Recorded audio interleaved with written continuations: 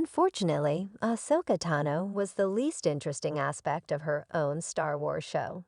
Yet there is an understated reason as to why this was the case. Hello everyone, welcome to my channel. Please subscribe and keep watching for more details. Ahsoka Tano is considered the least interesting element of the show, despite Ahsoka being regarded as one of the best Star Wars TV shows of 2023. The focus on Padawans in the Star Wars franchise has made their journeys more compelling than their masters, leading to Sabine's storyline being more interesting than Ahsoka's in Season 1. Ahsoka Episode 5, where Ahsoka reverts to being an apprentice to Anakin Skywalker, was the show's best episode and showcased a more lighthearted and driven version of the character. Ahsoka Season 2 should provide more trials and tribulations for Ahsoka to overcome to make her more interesting once again. While Ahsoka was overall a great show, the titular character was unfortunately the least interesting element of the story, with one reason standing above others to explain why. Despite this drawback of Ahsoka Tano as a character, Ahsoka was widely regarded as one of the best Star Wars TV shows of 2023. One of the primary reasons for this was the rest of Ahsoka's cast of characters, such as Hayden Christensen as Anakin Skywalker, Eamon Esfandi as Ezra Bridger, Lars Mikkelsen as Grand Admiral Thrawn, and Natasha Liu-Bordizzo as Sabine Wren. These standout characters led many to highly anticipate Ahsoka Season 2, as did the show's overall importance to the New Republic era alongside The Mandalorian and other upcoming Star Wars shows.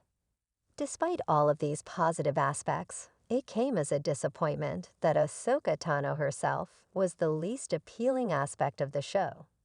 While some would argue this was due to the change in actor from Ashley Eckstein to Rosario Dawson, there is actually one simple reason behind Ahsoka's uninteresting solo story that ties more to the character than any actor who has portrayed the Togruta Jedi. Firstly, it is worth exploring the wider Star Wars franchise with some relevant context before exploring Ahsoka's titular character.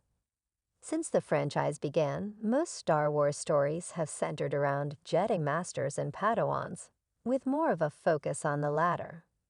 The original Star Wars begins with a duo of Luke Skywalker and Obi-Wan Kenobi, with Luke being the main character. The Empire Strikes Back is the same, only Obi-Wan is replaced by Yoda. In the final original trilogy film, The Return of the Jedi, Luke becomes the Master yet still has to prove he is not a Padawan out of his depth against Darth Vader and the Emperor. This trend of focusing on Padawans continued with Star Wars. Episode I, The Phantom Menace.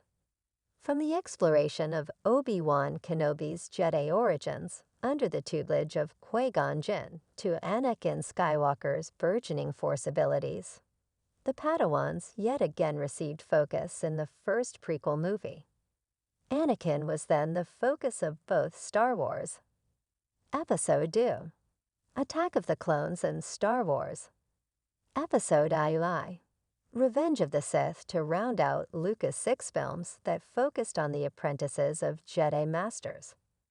Finally, the sequel trilogy focused almost exclusively on Rey and Kylo Ren when concerning Force-sensitive characters.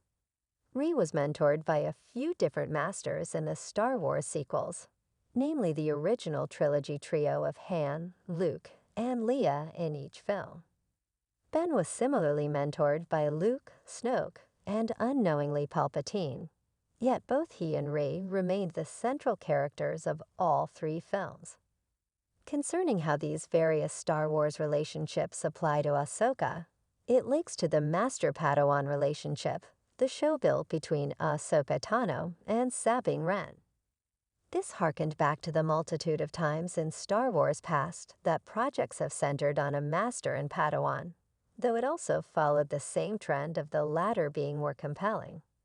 Like Luke, Anakin, Rey, and Ben Solo before her, Sabine's journey in Ahsoka Season 1 was more compelling than Ahsoka's, as it had a clearer path.